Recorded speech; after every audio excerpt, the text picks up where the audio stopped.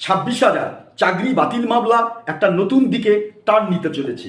SSC recruitment scam 2016, এই মামলার পরবর্তী শুনানি 27শে জানুয়ারি। এখন এখান থেকে প্রশ্ন আসতে পারে যে 27শে জানুয়ারি যে শুনানি হবে সেই শুনানির মাধ্যমে কি মামলার পরিসমাপ্তি ঘটবে এবং সেখান থেকে কি একটি ইতিবাচক রায় সুপ্রিম কোর্ট থেকে আসতে চলেছে?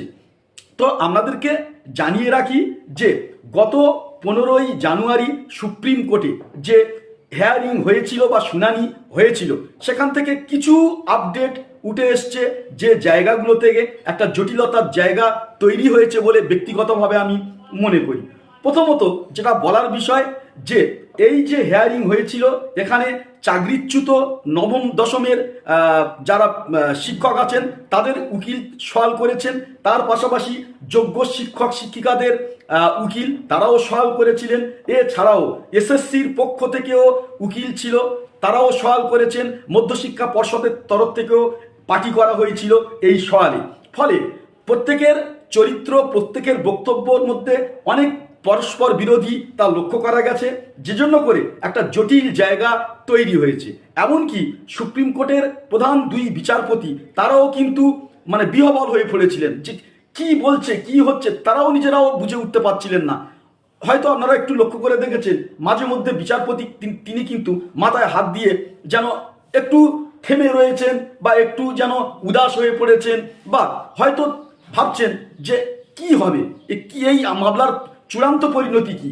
এই বিষয়ে তারাও তাদের যে অভিব্যক্তি, বিচারপতিদের যে অভিব্যক্তি, সেখানে যেন একটা হতাশার ছাপ লক্ষ্য করা গেছে। ঠিক এই জায়গায় থেকে দাঁড়িয়ে একটা কথা যে সুপ্রিম কোর্টের প্রধান বিচারপতিরা সুস্পষ্ট ভাষায় যেটা বলেছেন যে ওএমআর ট্যাম্পড করা হয়েছে এবং প্রায় 2 লক্ষর কাছাকাছি হচ্ছে ওএমআরকে ডিস্ট্রয় করা হয়েছে। তার পাশাপাশি র্যাঙ্ক জাম্পের মতো ঘটনাও ঘটেছে, এটাও কিন্তু বিচারপতিরা উল্লেখ করেছেন। এছাড়াও নাম্বারের তো ব্যাপক পরিমাণে ম্যানিপুলেশন হয়েছে।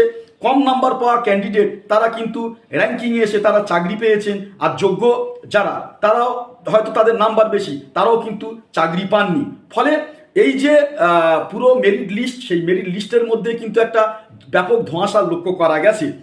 তো এইরকমই একটা জায়গায় দাঁড়িয়ে এই যে সমস্ত জটিলতা বা সমস্ত যে করাপশন, তার জন্য কিন্তু এই দুই শ্রদ্ধেয় বিচারপতি তারা কিন্তু এসএসসি এবং মধ্যশিক্ষা পর্ষদকে দায়ী করেছেন এবং এই মধ্যশিক্ষা পর্ষদ এবং এসএসসির আধিকারিকগণ যারা নিয়োগ সংক্রান্ত বিষয়ের সঙ্গে যুক্ত তাদেরকে কিন্তু একেবারেই তীব্রভাবে ভৎসনা করেছেন। ঠিক এই জায়গায় থেকে দাঁড়িয়ে এসএসসি অবশ্য পাল্টা জবাব দিয়েছেন এবং মধ্যশিক্ষা পর্ষদের এসএসসির উকিল তারাও কিন্তু পাল্টা বক্তব্য রেখেছেন যে এতদিন ধরে যে শিক্ষকেরা যোগ্যতার সঙ্গে চাকরি করে গেছেন, কই তখন তো তাদের যোগ্যতা মান নিয়ে কখনো কিন্তু কোনোভাবে প্রশ্ন ওঠেনি। এতদিন পরে কেন তাদের যোগ্যতা নিয়ে এই মুহূর্তে প্রশ্ন তোলা হচ্ছে? এবং যে সকল শিক্ষিকারা বর্তমানে কর্মরত তারা কিন্তু 6-7 বছর যাবৎ তারা কিন্তু কর্ম করে যাচ্ছেন, কোনো জায়গায় কোনো ক্ষেত্রে তাদের শিক্ষাগত মান নিয়ে কিন্তু কখনো প্রশ্ন ওঠেনি। ফলে এতদিন বাদে এতদিন পর এখন কেন এই সকল শিক্ষকদের বিরুদ্ধে দোষী সাব্যস্ত করা হচ্ছে বা তাদের যোগ্যতা অযোগ্যতা মান নিয়ে প্রশ্ন তোলা হচ্ছে? সুপ্রিম কোর্টের বিচারপতি সঞ্জীব খান্না ও সঞ্জয় কুমার তারা যৌথভাবে জিজ্ঞাসা করেছেন এসএসসি এবং মধ্যশিক্ষা পর্ষদের উকিলের কাছে যে ওএমআর সিটের যে হার্ড কপি 2 লক্ষ ডিস্ট্রয় করে দেওয়া হয়েছে, তো এই যে ওএমআর এর যে হার্ড কপি যে একসঙ্গে এত বিপুল পরিমাণে অতি অল্প সময়ের মধ্যে ডিস্ট্রয় করা হয়েছে, এর কোনো কি আইনি বৈধতা আছে? তার প্রত্যুত্তরে কিন্তু মধ্যশিক্ষা পর্ষদ এবং এসএসসির পক্ষের উকিল তারা কিন্তু সওয়াল করেছেন যে আমাদের এসএসসির যে রুল আছে সেখানে পরীক্ষা হওয়ার 1 বছর পর, অর্থাৎ চাকরি পাওয়ার 1 বছর পর কিন্তু এত বিপুল পরিমাণে ওএমআর সংগ্রহ করে রাখা সম্ভবকর হয়ে ওঠে না, তাই আমরা এটাকে ডিস্ট্রয় করি। এবং এর পিছনে কোনো রাজনৈতিক দূরভিসন্ধি নেই বা দুর্নীতির কোনো এই জায়গাটা নেই। এইরকমই একটি বাদানুবাদের মধ্য দিয়ে যোগ্য শিক্ষকদের উকিল তারাও কিন্তু কোর্টে সওয়াল করেছেন যে অলরেডি হাইকোর্টের সিঙ্গেল বেঞ্চে সিবিআই কিন্তু যোগ্য অযোগ্য শিক্ষকদের লিস্ট প্রকাশ করেছে এবং সেখানে বলা হয়েছে যে মাধ্যমিক এবং উচ্চ মাধ্যমিক স্তরে প্রায় 90% শিক্ষক যোগ্য এবং তারা যোগ্য শিক্ষক হিসাবে কর্মরত, আর 10% শিক্ষক তারা কিন্তু অযোগ্য, যেখানে ম্যানিপুলেটেড করা হয়েছে ওএমআর সিটের র্যাঙ্ক জাম্পিং এর মতো ঘটনা ঘটেছে। এর ছাড়াও সাদা খাতা জমা দেওয়ার মতো ঘটনা ঘটেছে এই 10%-এর মধ্যে। তো যেখানে সিবিআই সুস্পষ্ট একটা রূপরেখা টেনে দিয়েছে, নিঃসন্দেহে ভারতের তারা একটা শীর্ষ তদন্তকারী সংস্থা, ফলে তারা একটা সুনির্দিষ্ট অথেন্টিক ডকুমেন্টের উপর ভিত্তি করে যোগ্য এবং অযোগ্যের লিস্ট যেখানে হাইকোর্টের সিঙ্গেল বেঞ্চে প্রকাশ করেছে, ফলে যোগ্য শিক্ষকদের নিয়ে দ্বিতীয়বারে আর কোনো প্রশ্ন চিহ্ন থাকতে পারে না যে তারা অযোগ্য। ঠিক এইরকমই একটা জায়গায় থেকে পাল্টা কিন্তু আমরা আরেকটা সওয়াল দেখতে পাচ্ছি।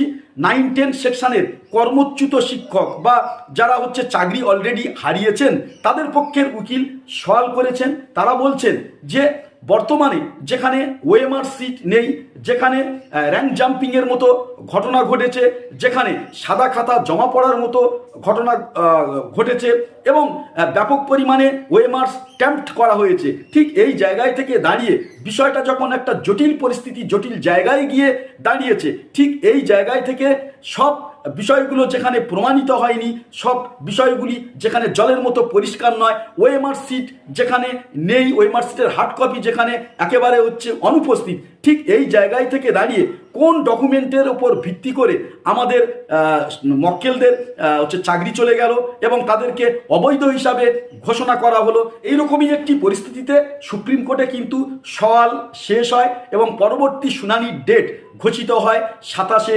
জানুয়ারি।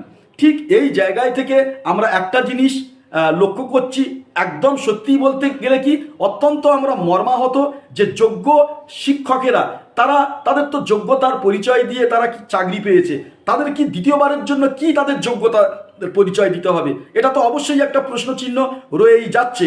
আজকের আমরা দেখতে পাচ্ছি যে ওয়াই চ্যানেলে অর্থাৎ ধর্মতলায় যে যোগ্য শিক্ষকদের মঞ্চ, সেখান থেকে কিন্তু যোগ্য শিক্ষকেরা প্রতিবাদে সোচ্চার হচ্ছেন। তারা বলছেন যে ইনভেস্টিগেশন ডিপার্টমেন্ট আমাদের উপর আবার তদন্ত করুক, আমাদেরকে আবার যোগ্য কি অযোগ্য সেটা প্রমাণ নেওয়ার চেষ্টা করুক, সেখানেও দেখা যাবে যে আমরা যোগ্য।